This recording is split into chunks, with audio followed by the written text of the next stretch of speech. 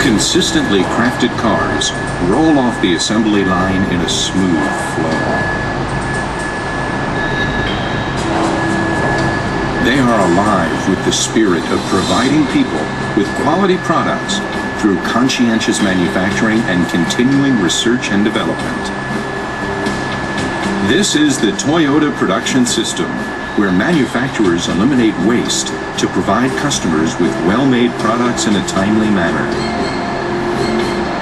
At the heart of the Toyota production system are the concepts of intelligent automation and just-in-time manufacturing. Let's explore the history of that system, which has transformed manufacturing around the world.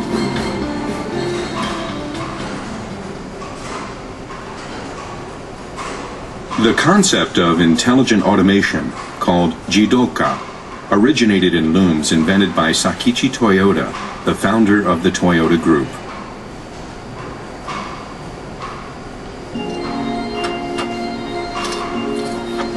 Weaving traditionally had been a very manual kind of work. The weaver fed the horizontal yarn back and forth between the vertical yarns. Sakichi had watched his mother working at a manual loom and thought of ways to make weaving easier.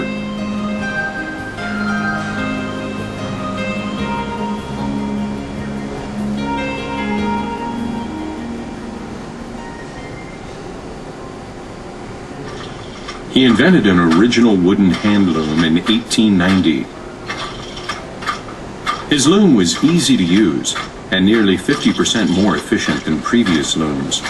The operator could move the yarn guide back and forth with one hand and feed in the horizontal yarn simultaneously. Sakichi then went to work on power looms. In 1896, he created Japan's first power loom, and he continued making one improvement after another. In 1924, Sakichi and his son Kiichiro achieved a historic breakthrough. They created the world's first high-speed loom that fed in new weft, the horizontal yarn, reliably, without interrupting work. Let's take a look at a feature of their breakthrough non-stop loom, the Model G. Traditional looms wasted material on fabric like this when one of the vertical warp yarns snapped, as often happened. To prevent that waste, Sakichi and Kiichiro arranged thin metal floaters over the vertical yarns. A floater would slip down and stop the loom if its yarn snapped. These automatic stop innovations for preventing waste were absolutely remarkable. Sakichi had created sophisticated sensors, and he had done that without the benefit of the electrical and optical technology we now take for granted. His innovations eliminated the need for an operator to watch over each loom continuously. One operator could oversee more than 30 looms. The Model G captured a great deal of attention in Europe and the United States. So Sakichi's advances resulted in machines that would stop automatically if problems occurred, that would not produce defective work, and did not oblige people to serve as monitors. The middle character in the Japanese word for automation, jidoka, is do for movement. But Sakichi replaced that character with one that means value-added work. Note the additional element on the left side, which represents people.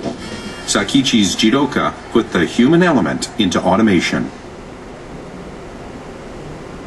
The other core concept in the Toyota production system is just-in-time manufacturing. This concept originated in the ideas of Sakichi's son, Kiichiro, who led Toyota into automobile manufacturing.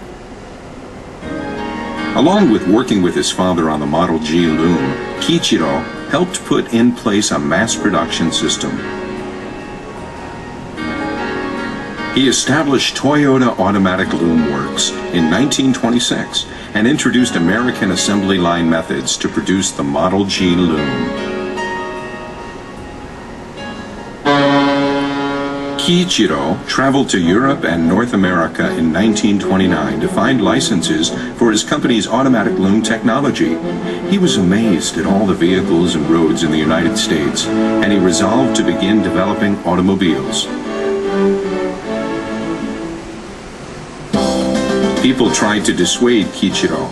They said that Japan didn't have either the technology or the economic foundation for a viable car industry.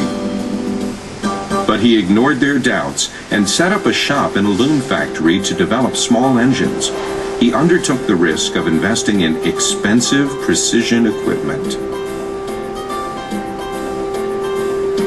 In 1935, his team created a passenger car prototype, the Toyota Model A1. In the following year, the first Toyota passenger car went into production as the Toyota Model AA. Kiichiro incorporated his automobile operations in 1937 and began work on a vehicle plant.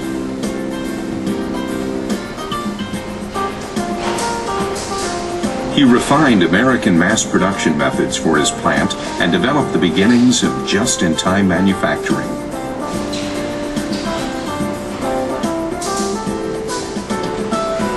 The idea was to eliminate waste by making only what was needed, only when it was needed, and only in the amount needed. Making quality cars of satisfactory performance required an all-out effort. And Kiichiro was moving to refine just-in-time manufacturing further. But the outbreak of World War II in 1941 interrupted his efforts. After the war was over, Kiichiro passed on his dream to his cousin Eiji. He instructed Eiji to bring the company up to U.S. standards of technology within 3 years. That was a daunting task.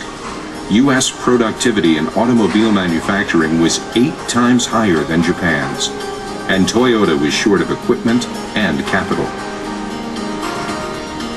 So, raising productivity was a pressing issue. Eiji assigned a machine shop manager by the name of Taiichi Ono to develop a more efficient production system.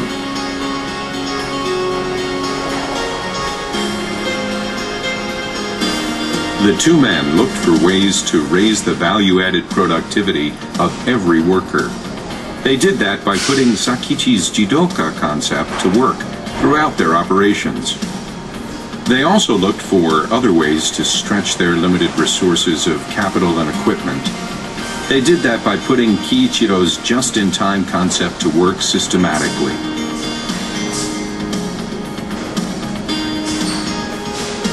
Ono took a cue from the U.S. supermarket. He made each process the customer for the preceding process.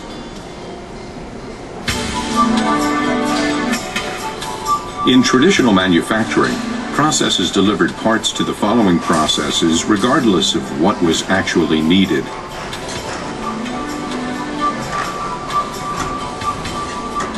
Ono devised a completely new kind of system.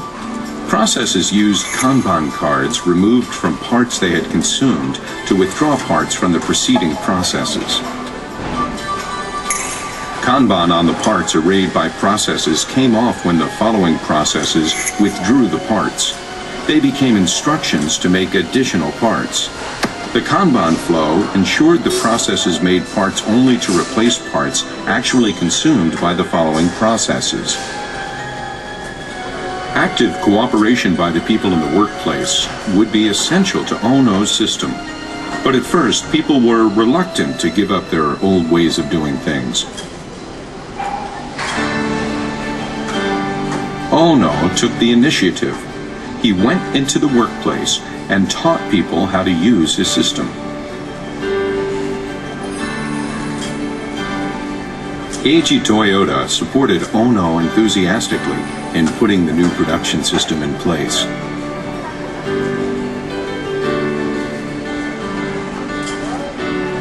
A new production system gradually took shape on the foundation of just-in-time manufacturing and Jidoka intelligent automation.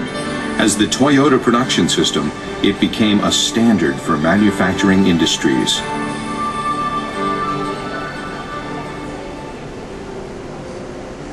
The Toyota production system gained global attention after the oil crisis of 1973. Toyota recovered more quickly than other automakers from the crisis, and its production system received much of the credit for that resilience. General Motors Corporation approached Toyota about setting up a joint venture to make small cars in the United States, and the two companies set up New United Motor Manufacturing Incorporated in California in 1984. Differences in language and culture presented big challenges, but the spirit of making things well knows no borders. People accepted the Toyota production system, and the Toyota GM joint venture became the highest-ranked automobile plant in the United States for quality. It became a symbol of successful industrial cooperation between Japan and the United States. A book published by the Massachusetts Institute of Technology hailed the Toyota production system as the machine that changed the world. Today, the Toyota production system has gained a worldwide following. Let's see how the system now operates in the world's most modern automobile plants. The trucks that deliver parts to the plants carry a variety of items in each load. That allows each truck to travel fully loaded, which minimizes trips and thus reduces traffic congestion. Forklifts carry the parts unloaded from the delivery trucks to racks alongside the assembly lines.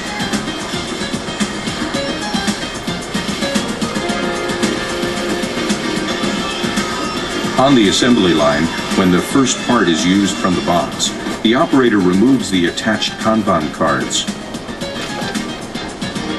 The Kanban get picked up regularly and put in the Kanban post at each process. The information on the Kanban collected from all processes is fed into a computer system and is then sent to the part supplier through a network so that the right number of parts are delivered at the right time.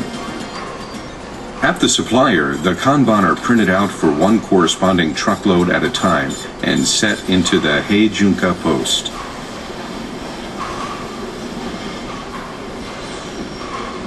Shipping personnel takes out the Kanban corresponding to one truckload of parts, collects finished parts, exchanging the Kanban and empty boxes for full boxes.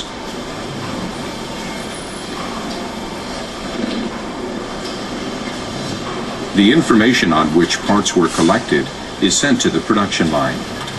The production line in the plant makes additional parts only to replace parts that have been withdrawn. That prevents the wasteful buildup of inventories. When the shipping personnel have gathered a full truckload of parts, a truck carries the parts to the vehicle assembly plant according to the truck timetable. Kanban thus links Toyota plants with suppliers' plants, as well as linking the processes inside the Toyota plants. Just-in-time manufacturing minimizes inventories, eliminates waste, and maximizes productivity at all the plants that participate in the Toyota production system.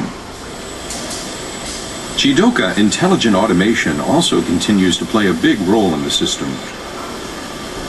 On automated machining lines, numbered lamps light up to call attention immediately to any problems detected by sensors. On assembly lines, the employees themselves have devised countless Jidoka measures to prevent defective work. So, Sakichi's concept continues to prevent waste.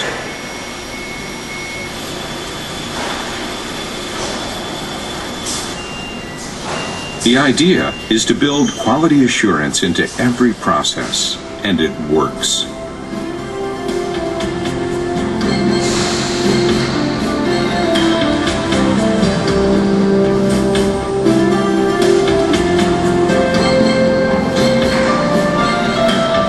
The foundation for the Toyota production system has been established by Sakichi's Jidoka Intelligent Automation and his son Kiichiro's just-in-time manufacturing.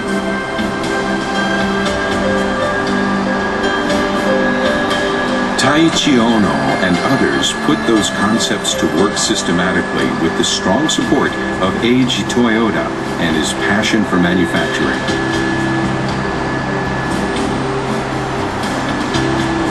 The Toyota production system continues to evolve in response to changing needs and circumstances.